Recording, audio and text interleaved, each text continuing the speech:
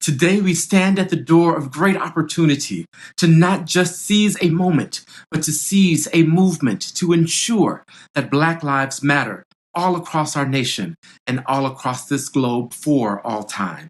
Let us embody the spirit of Ubuntu, which simply means I am because we are. And let us go forward together, ensuring that Black lives matter. Oh nah, here we go. America the brave still fears what we don't know. It's human rights for everybody, there is no difference. No freedom till we're equal. Damn right I support it. Welcome back to Today Over Tea. This is an extremely special edition. And I don't even want to say it like that. This is a conversation we would be having regardless, but it's no time like the present, you know? And this, for those who don't know, this is André-Ashley. I had the honor and the privilege to have him in our first episode with Whitney, and it was amazing. We talked about fear and acceptance, happiness, all of that. Yeah. And we just knew that there was gonna be follow-up because we have so many things we love to talk about. Sure. And so this is definitely one. I do want to say, for those of you who know what we're about to discuss, that I understand that I do not understand, and that I will be asking a lot of questions. I have white privilege and I have benefited from that, and I would like to use my platform and my voice to stand up for those who feel that they can or cannot.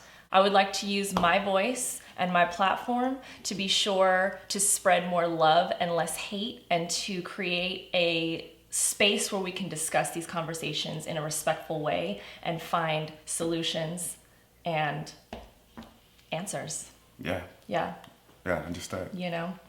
Yeah. So let's just get into it. Okay. Yeah, certainly. You know, today is, so this episode is going to air tomorrow. It'll be Wednesday. Today is Blackout Tuesday. The music industry, the dance industry, the whole community, like it's been passed around through all the communities. We are observing a day where we acknowledge what is happening in the world. But it's not just today that we have to do that. Right. It's every single day. And I think that's something that we all know, but we need to act on. Yeah, certainly. Yeah, but you know, it's challenging. It's challenging, I'd imagine, for anybody who perhaps is new to certain truths that exist in the context of this country, that exist in the context of certain humans in this country. Because the newness can be its own sort of like weight to carry, you know? Mm-hmm. To have the enthusiasm to want to, let's get to it, let's change. And perhaps to be met with disappointment and then have to like reconcile that. Because the answer couldn't, for many people, isn't, I'll just go back to acting like I don't know this now. Right. But I always tell people, especially when they're new to that reality, that if you can understand that challenge, the zeal that comes with wanting to actually do something, to feel small knowing that whatever you do may not be enough, to see another human and to offer compassion and practice compassion, to reconcile that with those who do not, you know, perhaps even people you may care about. And then I tell people, well, then take it a step further and imagine the people who are actually the ones who are accustomed to living in that. Yeah, that's the hardest part for me to accept, because I've been seeing a lot of things, obviously, videos come out about how Black parents talk to their kids, which is so different, you know, how they prep them for the world. And my kids will be half Black, so just understanding that that's a thing. And I see a lot of white parents that are sharing those videos and saying, I can't imagine having this conversation with my child. And that, yes, that makes it so real, but it's like, we'll never understand what it's like to actually have that conversation with our child and live with that. I will probably have to have that conversation right. with my child. But I think I think what you were saying about compassion and kindness, like that, to me, my head immediately goes to, isn't that just what we preach all the time? You know what I'm saying? Like, in the sense of not like that should be all the time. So when people are saying, well, why are there protests for the Black community, like some white people will say, I'm thinking they're preaching what you should be doing all the time for everybody. Do you see what I'm saying? Like, these are natural humankind, you know, sort of principles, values that why not to negate that it would be just for the Black community, but to say, if we treat everybody with this respect, then we will have respect all around. Because it's the same thing with the police officer. I'm including police officers in that scenario, because the people who were killed by those police officers were not treated with the respect that they deserved. Right. So I think part of the dissonance that always exists is the gap between what we preach and the gap between what we practice. Totally. And this country has a rather remarkable history of praising violence when it served particular groups, and then denouncing it when other people have practiced the same thing. And that dissonance allows for someone to say, well, hey, it's different. Even that, to put it into a different category. So someone can praise someone for saying, give me liberty or give me death, or praise John Wayne, who made an entire career off of killing Native Americans on screen, and view him as a hero. Yeah. But when Native Americans have protested in a very similar fashion, without even the death, without even white casualties involved, it's viewed as being somehow, well, they should have gone about it a different way. And it's, you know, when Kaepernick kneeled, that was met with anger. Right. That's been coming back up again, So if that's problematic, okay, well, what should people do? When people have used their platforms to talk about it, well, why are you complaining? Right? Because you're still in this country. Right? There are cards that are pulled. Right. Without the context of what is it that people are really asking for. The progress that we mark in this country, regardless of who the marker has been, and Black people perhaps being one of this country's most explicit guilds, is usually the marker of change in a society, even though there's other groups that are completely left out of the discussion still.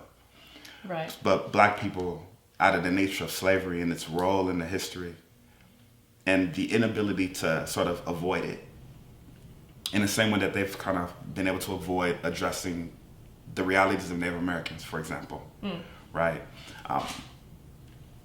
That when you've created a system, or when you live in a society that says you can pick and choose, then people pick and choose. When the rhetoric doesn't match the practice, there's a gap that exists. But when you live in a system that tends to favor certain groups, whites being amongst that, let's say racially the highest group, right? That the privilege allows you to not be accountable. The lack of privilege requires that you're conscious of your accountability. And so we've seen celebrities not be accountable because they've obtained a certain level of privilege. Right. The Jeffrey Epstein case is an example of that, right? The relationships he had been afforded, the wealth that he had acquired, Harvey Weinstein, the fame he had acquired, becomes something that he's not truly accountable. You know, the privilege allows him to navigate the world being right without consequence. But for our other groups, it's different. You know, women are aware of what it means to walk at night, right? Because if not, the cost is incredibly high. It's the same way that if you are Black and navigating certain spaces, the awareness of that is not just practical, it's just good information to have. It tends to be rooted in a necessity to survive. And that goes back to the conversations that parents are having with their kids. You know, the duality, I want my kid to be a good human. And I also want them to understand that they can't give someone an excuse, because any excuse will be used for the disposable nature of their life. Right. Which is, unbelievable to even think that. I want to go back to the woman thing, because I feel like that is the only way I've been able to truly try to put myself in the shoes is because I was raised with my dad telling me when you walk at night to your car, all of these things, to be able to be aware of your surroundings and make sure when you get in the car, you lock the doors, make sure, and all of these things. Don't walk down an alley by yourself. Don't go to a gas station at night, those things. But then that's where I feel like then the line gets blurry, because after that, if something were to happen, right? Or let's say what's happening right now is not just someone attacking someone else. It's police officers that are pulling people over. And if a police officer pulled me over, I still have so many things working for me than against me. Yeah, you're not thinking I could die in this situation. Not at all. Not at all. And that's where the line for me gets really blurry, because I understand the fear of being aware of your surroundings and not knowing what could happen when and where, being a woman. But after that, my privilege does come in order, and it allows me to, a police officer would not look at me the same way. And that is very hard for me to accept, how someone can live with that type of fear in today's world, going to work and back and forth and doing all of these things. That's heartbreaking. Like, I can't even imagine putting myself in those types of shoes. I want to talk a little bit about the media, because, well, you were talking first about status. So, for example, when you get to a certain level of status with like celebrityism, the black celebrities, do you feel like they have, because they've reached a certain status, or are they still, you're black, you're black? I think those dualities exist, and plenty of black people who've reached renown, public renown, have had to confront that. I mean, Dr. Henry Louis Gates Jr. is a Harvard professor. He got locked out of his own home, and he in his pajamas trying to get back into his home, a neighbor called. There's a reason why a number of celebrities, especially our black celebrities, have to keep certain type of security around them. It's a type of legitimacy. It's a type of, I'm not a regular person, so don't. But it's a protective mechanism, right? Absolutely. Because if LeBron James happened to be in a neighborhood and he's not dressed up in whatever people would recognize him as being, he falls right back into the same category. He could easily fall into that, right? Yes. But the fact that he's recognizable becomes a sort of shield, but it isn't absolute. Yeah, totally. And then Kevin Hart made a statement yesterday. The entire thing was geared towards the media, saying that, did you see it? Indeed. So good. So necessary, because I think we all know what he would say if he was just making a statement on what's happening. So I think that that's just implied. I think what needed to be said is what he said about the media changing the narrative. And same thing when you talked about Kaepernick kneeling, that he brought that up as well, because it's just time and time again where the media will go off and instead of portraying the good, healthy, peaceful protests, they're just showing the cars on fire, the rioting, all of that stuff, and they're making it feel like, people are scared. My mom called me yesterday and said that she was scared because of what's going on in LA, and my brother lives in LA, and I'm thinking, but what else are you seeing? And she's not seeing anything else. That's not her fault. She's turning on a news source that she's expecting to get news. That she trusts. That's a good point too. And they're giving her something that they're giving her what they want her to see. And they're changing the narrative of, this is happening in, it's peaceful and it's for a good fight, and they're changing it to say now it's getting out of hand and now people are getting hurt. Right. And it's like, but that's not the story we're reporting on. Two things about media, who is served by the narrative. And we have to be conscious. These companies, especially on the online platforms, use algorithms that are going to reinforce the status quo of what they believe we want to hear. So I can follow 200 people who cover a range of perspectives, but on my timeline, I'm likely to hear the same 20 come up time and time again, because that's going to keep me on their webpage, or they believe so. Totally. So when people are on Facebook, Instagram, when people are on any of these social media platforms, Twitter even, people aren't thinking, oh, they're giving me what I want. They think they have control over they it. They think, right. oh, I'm getting what I'm looking like. I'm actively, I'm a active participant in this, when really we're more passive recipients of it. Right. And so your mother, who has her sources that she trusts, she has a source already that she says, I trust. So the need to question the source isn't there, because I trust this source. This source is something I value. I look to it for something. Right. So they can pump out whatever it is, and she's going to take it at the value that she's given it. We're not thinking, is it serving its own interest? Right. Right. You know, and so I've told people to be intentional about going out your way, as my friend Nicholas James says, to have new experiences. New experiences can be as simple as information. You know, if you tend to look at one side of the argument, whatever that means, go out your way to look at the other. Right? But that's not convenient or comfortable. Because well, I mean, I need you to say that again for the people in the back, way louder. Go out of your way to hear the alternative perspective. Right. It's intentional, though, and it's not convenient. It doesn't serve the status quo of what you want to hear. Because it's so much easier to just do the research on your opinion and to find things that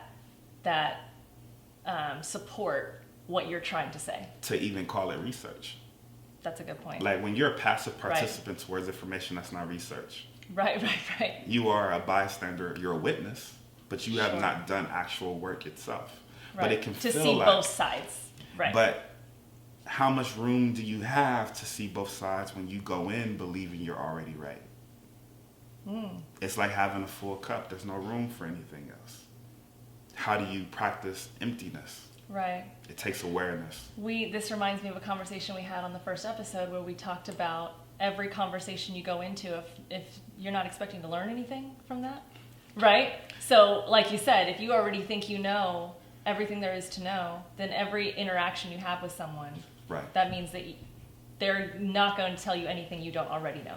It's why arguments take place far more often than discussions, because arguments presume somebody is right. Discussions take place understanding there's something to be learned. From both parties. So discussions can go a lot further than arguments can, because arguments are tethered to the position they walked in with. Right, and who's to say what is right? I think everything at a certain point is an opinion, or is what is right for you. But that doesn't necessarily mean that is right for the other person. But this goes to the second point about the media. Yeah. If the media, if the world you've grown up in has shown imagery, has shown narratives that favor something that you go, I have historical empirical evidence to support. Then that becomes the bar that everything Then that becomes the bar. It's the same way that it's convenient to remember Jesus as being peace-loving, except when he went into the house of the wealthy and flipped the tables and called them out. Yes. Right? Like that narrative is part of the narrative. But the problem, one of the challenges we see and we're witnessing it now is, can we let the paradoxes exist? Can we have conflicting truths that we recognize both exist? And the harder work is, how do we navigate that? How do we reconcile the gap? That one doesn't have to give up its truth for another truth to exist. And that's why the historical arc of this country has always been tied to the fight for my humanity being recognized. You know, if you weren't a property-owning white male at one point, up until Andrew Jackson, you did not have the right to vote. That was a grievance for people who were in a society that told them everyone's created equal. Now, we know that at practice that wasn't the case, but even white males who didn't own property felt that classist reality. Sure. They felt that. They were upset by that. Mm-hmm. Okay. Yes. So every other group in what we call progress, at the core of it is just, okay, your humanity is now on the list. That's it. Can we recognize your humanity? Michael Shea did a really good bit. He has a Netflix special where he talks about that. He's like, you know, black people weren't even asking for equal rights. They were just asking for civil rights. Like, could you just treat me with just civility? in general, right. Like, I don't even need to be equal, but could you not just stick the dogs on me? Yeah. Right? We have to ask ourselves, and it's not an easy thing, but what really behind our country, what is the intention? And I'm not interested, personally, in so much what I'm told is the value as much as I'm witnessing as the practice. Because the cost of the practice is higher than the intention that we can call as being good intentions. Yeah. That we proclaim to be a value. Because if I say I mean well, for instance, there's plenty of people who've said, I know a number of people, myself included, who when getting whooped would be told, I whoop you because I love you. And I'm not to deny that on some level that's the truth. But I've known people who've been in abusive relationships, who've been in that abusive relationship because they held on to what they believed the love to be. Ooh. And the love argument is an intention argument. Yes. But love is a verb. So it really should be a practice argument. I'm less interested in what your intention is as much as I'm interested in your practice. But what we're looking at scale is being told, hey, it's coming. Yeah. If you just wait, and then you have kids. If you just wait, and then you have grandkids. If you just wait, and you have great-grandkids. If you just wait. And you're trying to rationalize it to your great-grandkids and your grandkids. Well, why hasn't things been any different? So like the example I use is my great-grandmother telling me a story about when she went to go get a dress when she was young. Yes. Right? Her brother takes her, handsome gentleman. But this is like 1930s, like Texas. East Texas, Hood, Texas. Yes. Or maybe, I don't know if they're in Texarkana by that time, but Hood, Texas would I believe. Walks into the store. Group of gentlemen, white gentlemen in the back of the store, in front of the store. Go find the dress. They get to the back of the store, want to check out. The white woman behind the counter recognizes he's handsome. Look at me. He's trying to avoid the situation. And trying to get out of the They're store. raised to, you don't do that. Because people have been killed for not looking. So could you imagine if you actually did look and it becomes a problem? So he's just trying to get out. And she pulls the card. If you don't look at me, I'm going to tell those men back there that you're trying to talk to me. That card that was being pulled is knowing where the power lies. Wow. Yeah. Where the power exists. And you still got to make it out the store. So if those white men in the front of the store see you and see her enjoying the conversation, you still might not make it out the store. Yeah. What we saw in Central Park the other day, it's not all that different. Where she knew, she was being told to do something that is public knowledge in that part of the park. They got signs. He just held her accountable. Right. And she, as a threat, well, if you don't leave me alone, I'm going to call the police and tell them an African-American man is threatening me and my dog. 1930s, 2020. Right. It's hard to get a kid to say it's different when the parallels are so apparent. It's not so different. Yeah, it's not so different. I want to go back a little bit to the conversation we were talking about social media, the narrative, but what I think social media is doing well right now is allowing us to have a platform where we can share the things that the media is not sharing. Mainstream media. Right. Yeah. Correct. Mainstream media. So the video going around of the police officer who said he took everything off and he is ready to be here. He wants to make it a parade and not a protest. What do you need from me? And they said, we just want you to walk with us. And then he was celebrated. All of those little things, art pieces you were talking about before you call. There was an art piece before you call the cops. Right.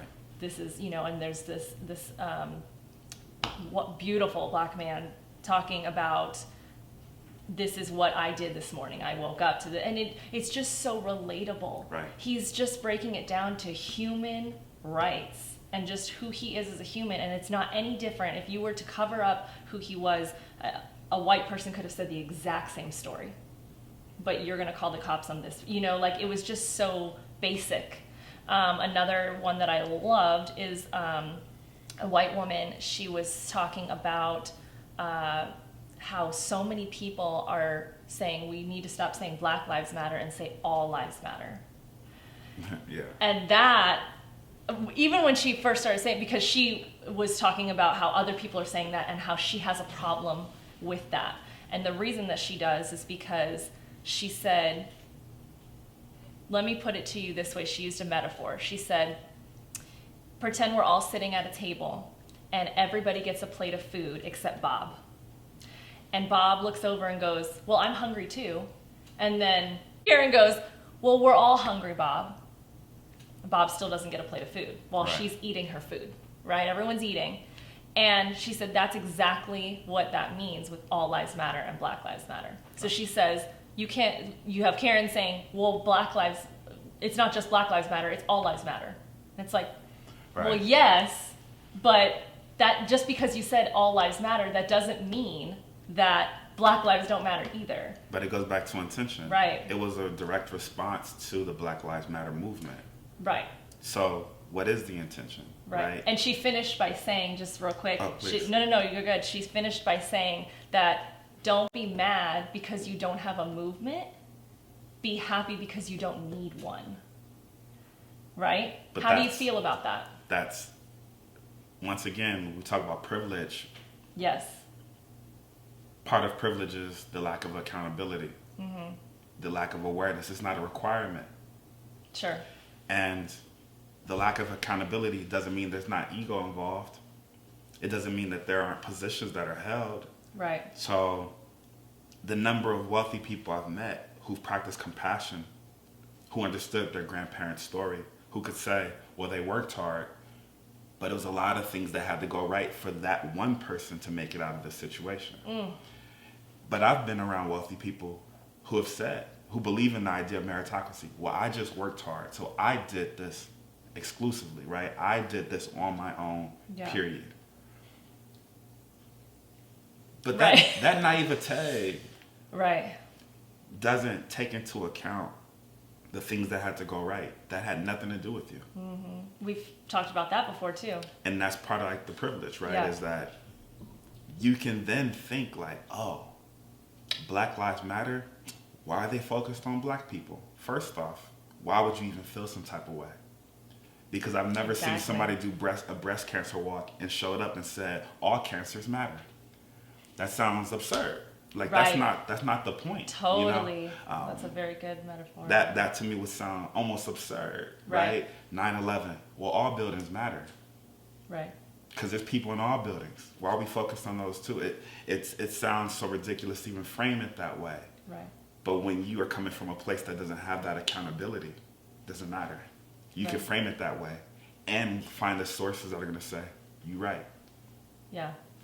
And it works in your favor Right. to back up what you're trying to say. Because you don't incur the cost when you aren't aware of the alternative perspective. Yeah. You know, when we talk about like male privilege, there's benefits that come with being male. Sure.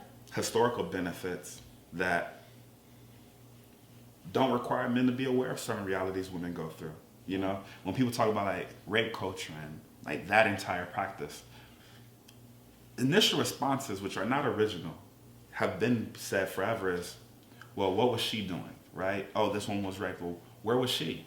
She should have known not to walk at night at that turn. What was she wearing, right? So when we frame it that way, what we're saying is that the perpetuators are not accountable. Right. That the person who's the recipient of a practice is the more accountable source. When it's said that plainly, it's like, well, why wouldn't the man who's practicing rape be more accountable than the woman who's the victim to it, right? And what feminists have had to fight for, especially in this Me Too movement, was to change that narrative from being that de facto. Why is it that when a civilian who's not trained to deal with danger, who's not trained in armed combat, who's not trained to deal with moments that are hostile, right, who is not trained to respond a certain way to certain physical gestures that are not even normal. You know, I don't know if you've ever had you've been handcuffed behind your back. It's not a comfortable feeling. It's not a natural feeling. You could easily, in that process, resist for no other reason, then you're just not accustomed to having that tightness be put on you. It's not an unnatural response. The level of awareness you'd have to let your body relax in that moment is incredible. Right. So why is that accountability put on a civilian more than a person who has not only literal power because of the firearms that they hold, but institutional power? Why are the civilians more accountable? Why must the case always be, and that's the frustration, right? Yeah. Because I'm asking for my humanity to be witnessed. Just see me, please. Yeah. And the response is, yeah, but you should have been more. But this is the challenge. And this is why the historical dynamic with Black lives in particular, which is not the only lives that gets this kind of treatment, is I could practice unconditional surrender and still be killed and that person not be held accountable. That 4 officers who are trained, by the way, who are in shape, who are literally have tasers. Because I'm already handcuffed in the case of Floyd, or name the case. I was going to say any case. I am on the ground, handcuffed. First off, what is going through your mind? Well, the police department said this is what happened. But this is the advantage I would say we live in today. And I'm grateful for this. Because there are so many cameras present from the average person that what's happening is an institution that practices the no snitching policy. That's the police department. Because they practice the no snitching policy, if we're going to really be candid about it. Okay. They're self-preserving or protective. No different than the mob was, Sure. We will take care of you. But footage comes out that says, that's not like you said it was. And we're still witnessing those same institutions be protected. Yeah. And then who is the cost? How else could someone feel like my life doesn't matter? If the cost is my life, the only true currency we have in this world is time, right? Yeah. So if I can incur that cost under unconditional surrender, what options do I have reasonably for navigating and staying alive? Right. It's Yeah, because the cops can't lie anymore because they have 30 phones on them the minute. No, they can. They do. They do. But how do they? That's the reason that we're in this predicament in the first place, is because now we have evidence that what they're saying is untrue. Right. It's look, governments around the world use agent provocateurs amidst protest. That's not a new or original idea. Right. Now we're seeing documentation of it. Where are these piles of bricks showing up? Right?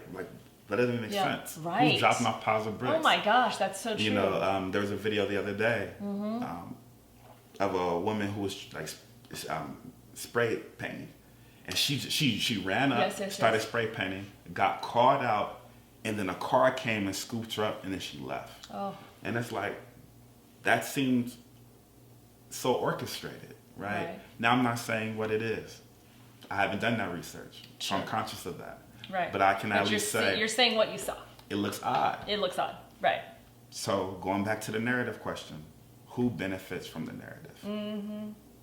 When you shift narratives, when you're more inclusive in narratives, when you do that work, you've also kind of messy things up typically. It's convenient for me to say when a relationship ends, man, that person was crazy. Easy narrative. It puts the onus on the other person who's not even there to make their case. To defend themselves, right. But for me to say, well, in truth, neither of us could figure out how to honor each other. That opens up a whole conversation. That's a deep statement. And that's accountability on both sides. Okay, well, how do you navigate that? Right. Well, what if I'm not interested? I'm trying to move on to the next thing. I got a new partner I'm with. But also, that's interesting. What a metaphor, because I can totally put myself in a position with a group of girls, and if I were to say something about a relationship that had ended or whatever, oh, well, girl, that was doomed from the beginning, or that he wasn't right for you. Right. That's something that I think, and these are intelligent people that are saying this, because that's what movies society, music, all of these things where they're not in it. They're not involved. You can arrive to that passively. Sure. Like, just think about just Right. existing. Right. If you never actually try to engage or go out your way, those stories are going to occur. Absolutely. And you can internalize that. Yeah. So it becomes part of your subconscious. So how do you move from that space without stepping into newness? But that's why, and shout outs to Dr. DiAngelo wrote this book called White Fragility. Mm-hmm. It's why are people so fragile in the consideration of newness when it's so blatant? Yeah.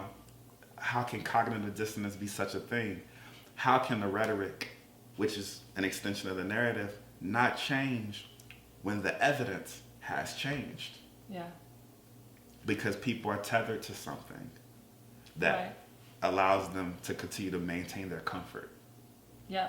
And if you value comfort over consideration, there's no room for newness. There's no room for humanity. That part right there.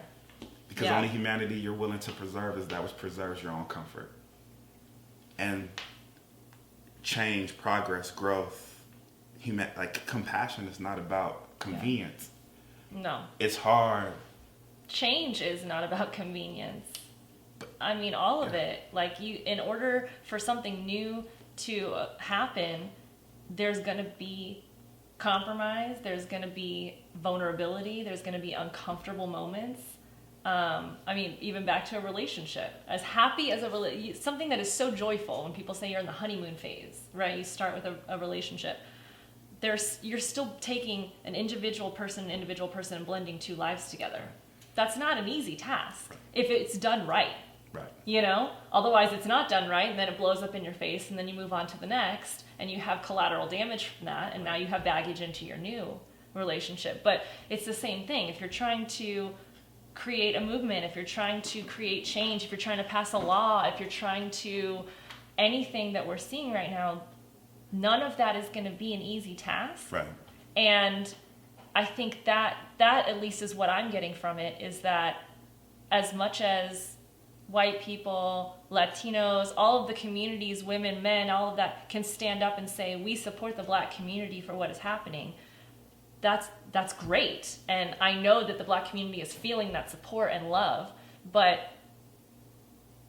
we're not the ones uncomfortable.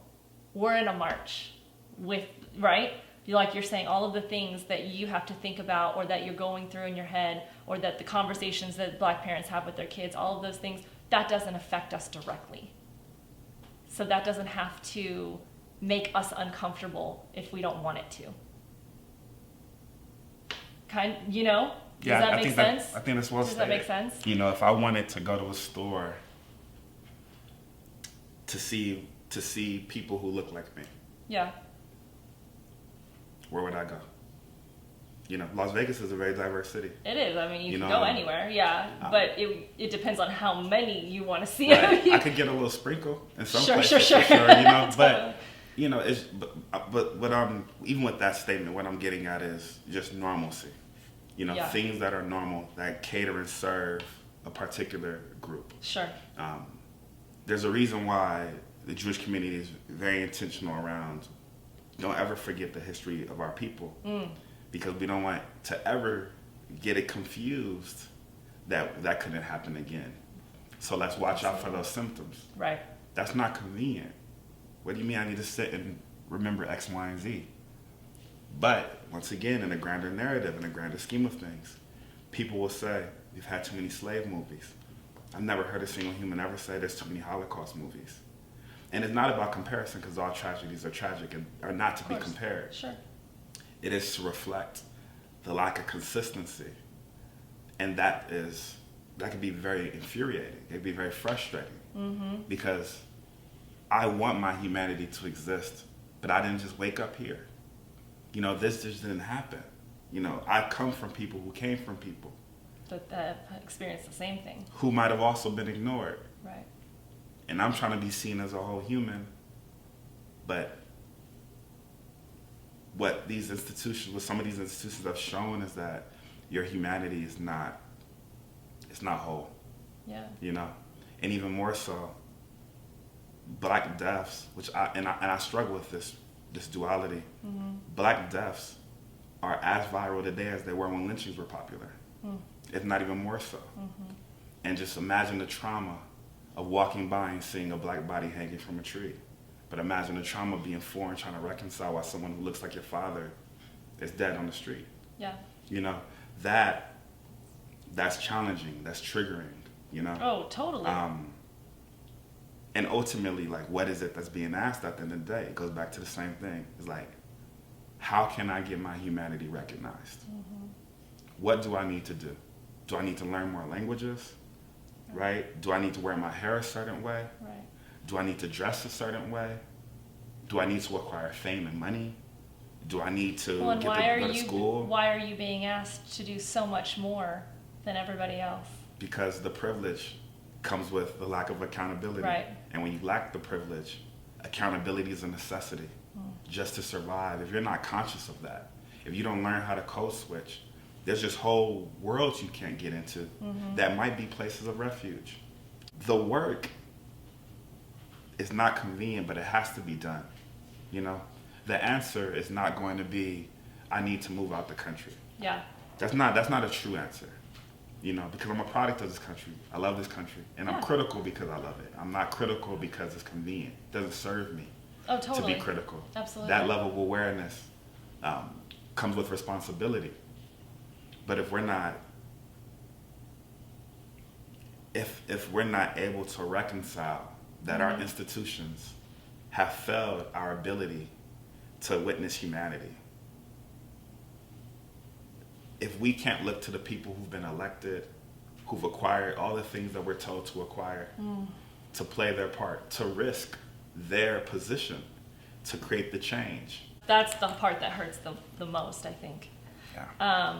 I think I want to just address those who know, I'm in an interracial relationship. And so there's a lot of things that go around that say, well, I don't see color. Right, these memes that go around, I don't see color. To me, you know, my person is my person, or whatever. And then there's a lot of people countering that, saying, well, that's not right. We're not asking you to not see color, because we like our color. You know what I'm saying? And we, meaning the Black community. And I feel the same way. I'm thinking, I don't want you to not see my fiance as Black, because that's one of the things I love about him. You know, and that's not exclusively what I love about him, right. But that is one of the things that makes him so amazing. Right. Is the culture that he's actually Haitian, so all of that goes along with it, that makes him who he is. I don't want you to not see him for who he is and try to make him something else. Right. That because that's not what I do, and I wouldn't want anyone else to do that for him. Right. And the same thing when we have kids. I don't want you to see my kids as mostly white, because that doesn't make any sense either, you know? So my question to you is, for those people in an interracial relationship, what is the position or the intention and compassion that can be shared by the white counterpart in this current climate? I think that's a conversation. When you're in a partnership, you are in a relationship with two individuals, but two individuals who are whole humans, who have whole stories. Absolutely. And that's something that has to be discussed between those two people. Right. What I would say is that if you have to deny something to preserve something, you don't have it to begin with. So if you have to deny a part of someone Right. in order to accept that person, Totally. that is a practice of non-acceptance of the person. Absolutely. So if somebody says, I love you and I don't see color, what you said, you've conveniently erased something that I recognize and live with. That makes them them. That's part of what made Right. me me, right? Right. Because if you take away, in the American context, U.S. America context, my Blackness, my experience does shift. Absolutely. And so if somebody says, well, I love you and I don't see color, they're serving their own interest, but will believe because they have good intentions that it's enough. You know, good intentions. Because it on paper, it sounds like the right thing to say. Right, because what it sounds like is saying, oh, I see the human you are. Right. But we recognize, I wouldn't go to a rose and say, I don't see petals. Right. Or I like what you smell like, but I don't see that you're red. Right. That doesn't make any sense. Because what makes it so beautiful is that it is red. Right. And I don't have to deny that. I don't have to deny a rose in order for a sunflower to exist. You know, that they can coexist. I can recognize that difference and appreciate them and be grateful for them. Absolutely. And say, I really love sunflowers because of their height. That's unique to a sunflower, and I'm grateful for that. But if I go, you know, I don't see height. Right. It's like, well, do you see the sunflower? Yeah. Have you missed it? So yeah. Who is being served with that narrative, with that convenience? Absolutely. And I think that in terms of a relationship, people have to figure that out between themselves. Oh, absolutely. And we have, now I'm seeing a lot of interracial couples and seeing how they're handling this situation. Right. And a lot of them are thriving, and they're just, because they've created a solid foundation within themselves and within each other, right, that the outside is not affecting what they know to be true to right. each other. And I think that's where we're seeing the difference, is that those who have not had these conversations and that have not created their structure within their relationship, then all of a sudden the noise of society has now come in. Yeah. You know, and now it's creating its own narrative, right, in a sense. Do you feel that biracial children, people, anyone, have an advantage in society today? That's a fair question. I have biracial nephews. Shout outs to my nephews, Eli and Kalel. And I don't even know if that's like, if that's a good question, a bad question, if that's a question to be asked. It's an honest question. It's an interesting thing to think about. I would say it's always posed as challenges, right? Sure. Are they seen as more black? Are they seen as more white? I think it's always dependent on what right. So Barack Obama is black because he looks black so explicitly, but right. he was raised by the white side of his family. You know, so and he's acknowledged that, but when he's navigating the world, he's a black man, despite the fact that people don't know that he's not just black. Right. Right. There have been black people historically who've been light enough to pass, who've been able to navigate white spaces as white, though they're black. And people have argued that is indeed an advantage. Now, there's advantages that, because we grew up in a culture where, in the most reductive and simplest terms, white is right. The closer you are to that, the safer you are. That's even a hard thing to hear. Because that's, you know, and so when people say, oh, you talk like a white boy, like something that I can hear somebody say within my community I've heard, right? Yeah. You talk like a white boy, well, what does that mean? Right? Well, or you sound smart, because I do public speaking, so people have told me, wow, you speak so well. And when I was young, I didn't really understand always the context for which that was coming from. It didn't always come from a purely elegant place. Totally. You know, I know the way I communicate is unique and it's different for a lot of people. I'm conscious of that, so I don't carry that. That's so interesting what you say there, because before we were filming this, I had said that when we did our first episode, we got so many compliments on how eloquently you project your thoughts, and how just you have, I was saying you have a balance about you that is powerful yet respectful.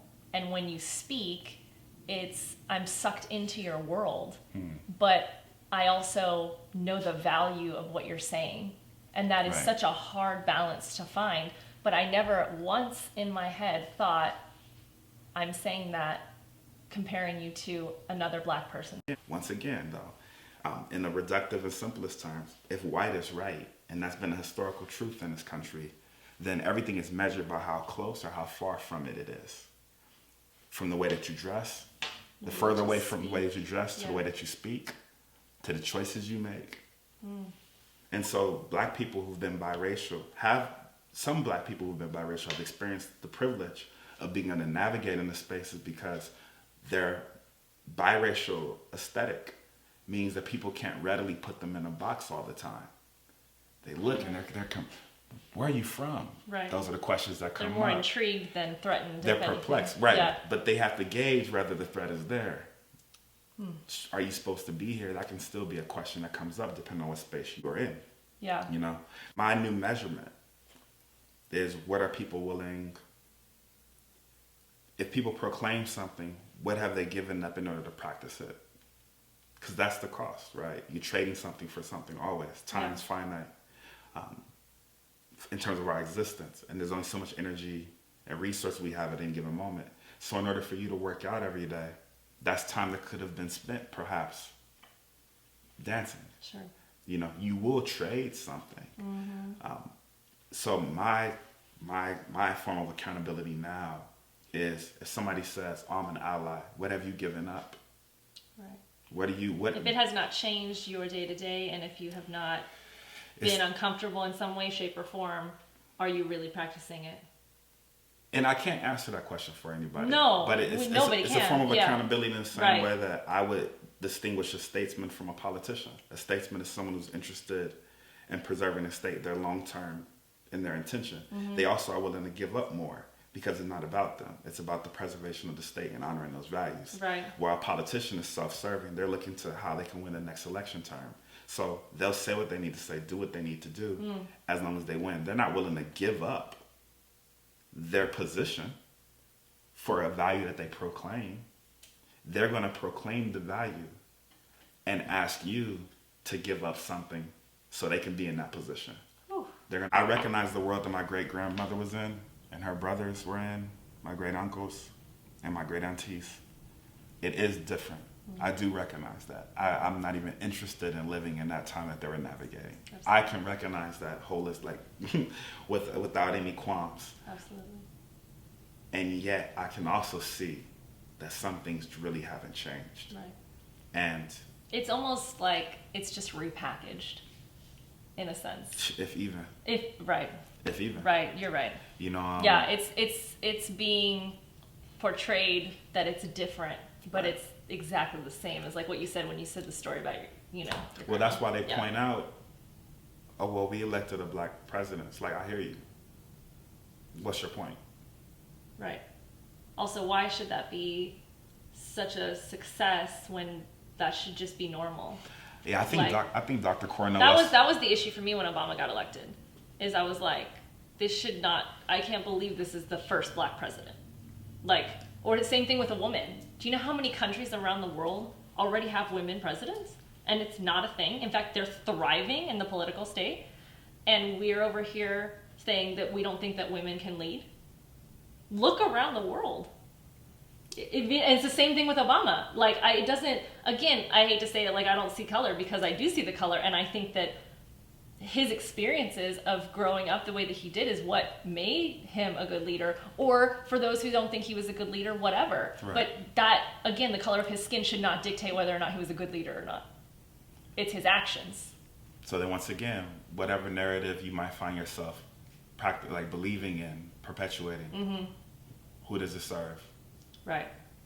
I think that's definitely the moral of the story. And what values not do we proclaim, because that's trash to me.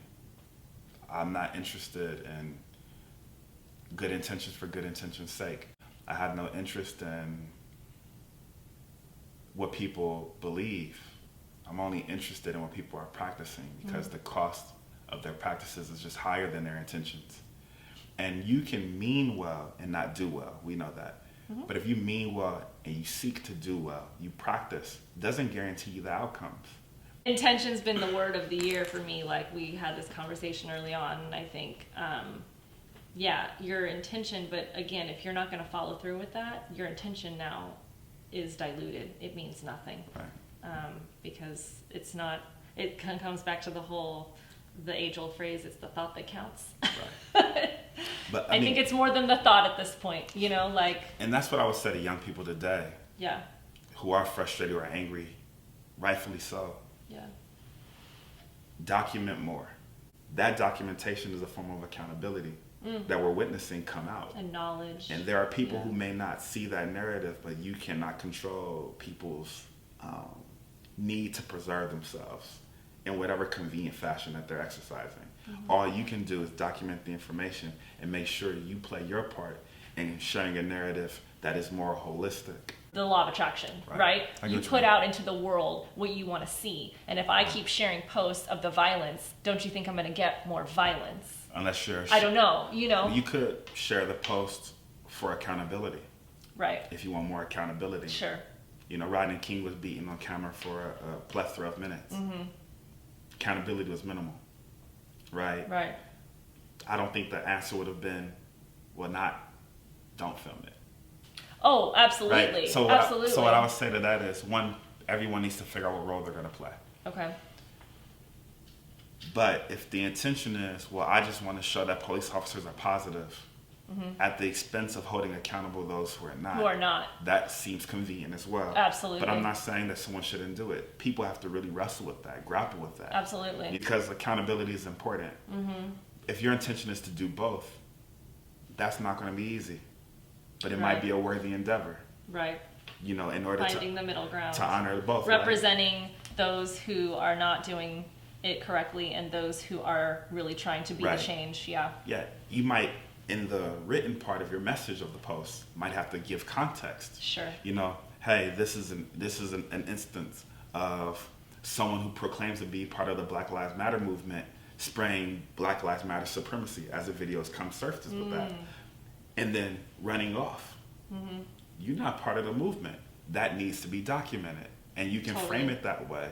This is an example of someone who claims to be, but clearly may not be part of this movement. Don't let them be the face.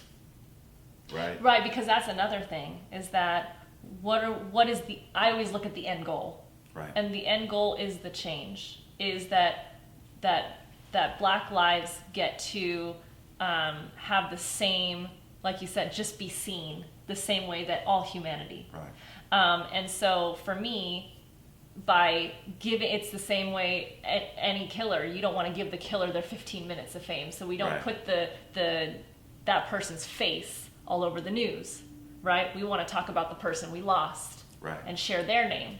Which is good. I think in a sense that is what social media is doing. We're hashtagging the names of the victims. We're hashtagging, things that need to be said and showing those people. But again, it's that fine line that you don't want to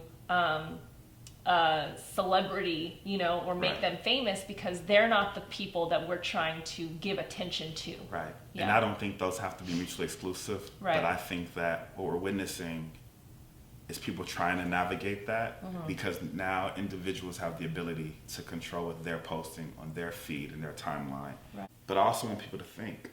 It's important to me that people think and constantly think critically. Sure. Be curious enough to let newness exist, courageous enough to confront that newness.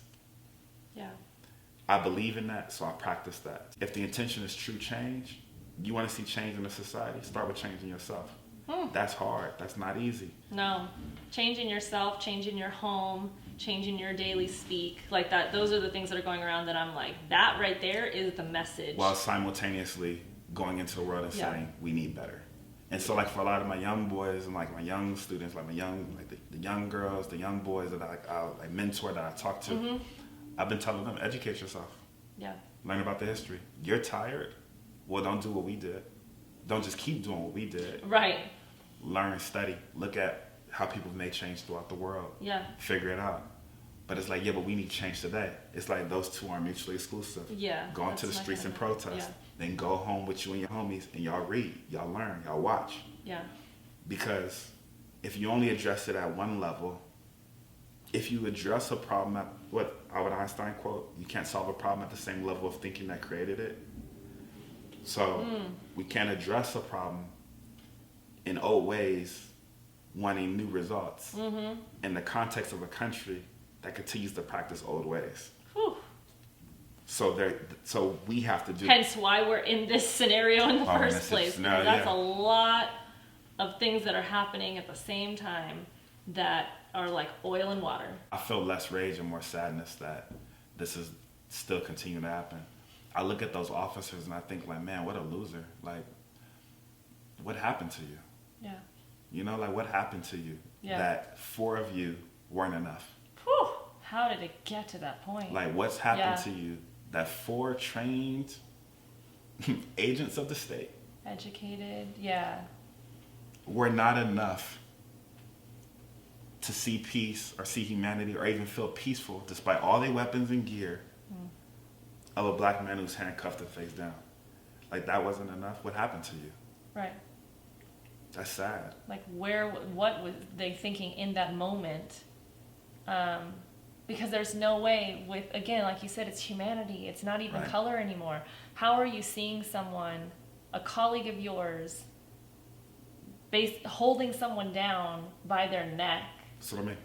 And not do anything about it. That's and think that that's okay. Right. I know, totally. What happened to you? But once again, the cops practice a no snitching policy.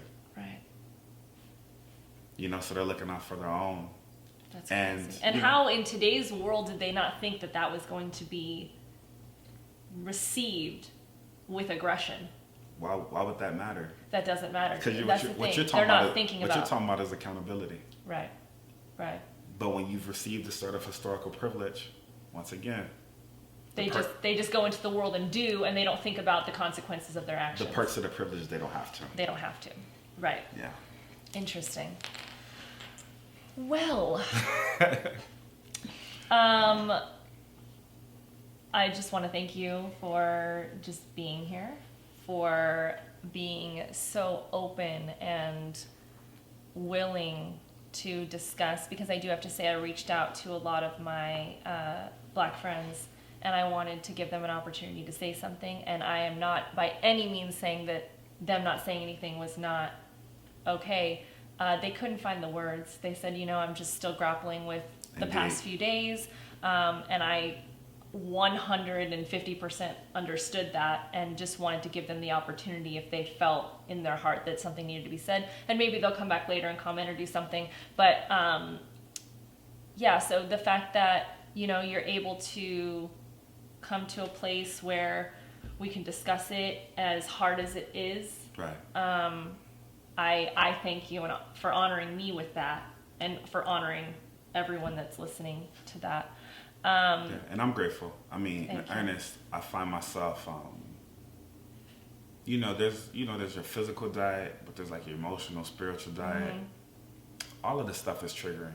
I mean, it really totally is. I mean, I understand if nobody has anything that they need to say. I mean, it's hard for me. I do have to say this was definitely going into this. I had a lot of thought last night. I had a lot of, I was doing a lot of research, a lot of things swirling in my head. But I think it doesn't even matter. All the research can be done, but it's more, like you said, going into it, just we're all looking for the same thing, which is change. It doesn't matter what the color of our skin is. We're all trying to move towards a better tomorrow. Right. And however we need to hold each other's hands to do that, I believe that conversation creates change, and discussion and healthy conversation that can go back and forth, and we can, like you said, go protest and then come home and talk about it. Right. How do we use what we just did to be able to have a better day tomorrow, and make every single day better from here on out, so this doesn't happen again. And I think that's very important. It's hard to be in control of that, to pull back the anger, the passion. And again, I will never understand, because I'm not in that to understand. But at the same time, I can be a voice. Right. Everybody has to figure out the role they play. Right. As an educator, as from a family of orators, this is just something that I'm able to do. Yeah, it's amazing. You're a vessel. Yeah, that's not for everybody, and I'm not interested in asking everybody to be that. Because people can play their part differently. Some people are just a literal space. Right. I know people who during this time are like, look, you can come by and see me and just be in my home. I got light music playing. Got just so people are in a different energy. Right. So I'm grateful for you even asking, as always. I'm always grateful for the conversations and the perspectives. I think that we are in dire need of greater courage to step out of what is familiar. And before we're critical and we understand and we seek understanding, before we tell people they need to find new ways, may I understand why they're doing the things that they're doing, may I listen to them first? Before I judge young people for not having answers, may I honestly look at myself and ask, how many did I provide? That takes courage. Yeah. You know, and may we be more courageous. May we practice greater courage so that we may then confront the practices that it takes to be compassionate. Because compassion takes courage. In the face of all of it, I still feel for those officers. Because I think that question of like, what happened to you is a compassionate question. It's a question where I say, you were born and this is where you arrived. What happened to you? Yeah, how did you get here? Yeah. And that's not a pass, by no means. But I do understand. And that's difficult.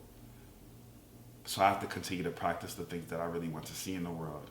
And I don't care about, I'm not interested in posturing. Your positions don't matter if you don't practice. And in a country where we pride ourselves on these values, we have to ask ourselves in earnest, does the way that I live reflect me practicing those values or me just believing in them? I have nothing else to say after that. Yeah, yes, that is just so powerful.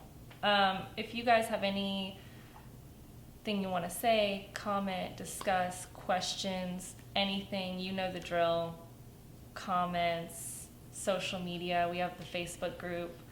This will be posted everywhere, and we want to keep this discussion going in a very healthy, respectful way.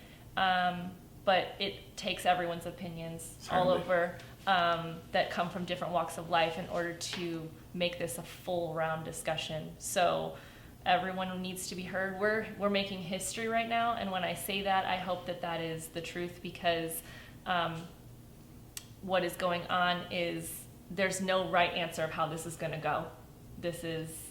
The idea is that the change comes from this. So if it's never been done before because we haven't seen the change, then it truly is history in the making. Right. And that means that you just have to lead with your heart and do what you feel is right for the cause and for yourself and for the greater of humanity. Right. And I think if you do that, then, if you lead with your heart, I think that's the best way to do it. So thank you. I mean... Yeah, always a privilege. Just incredible. Yeah. Here's to change. To change.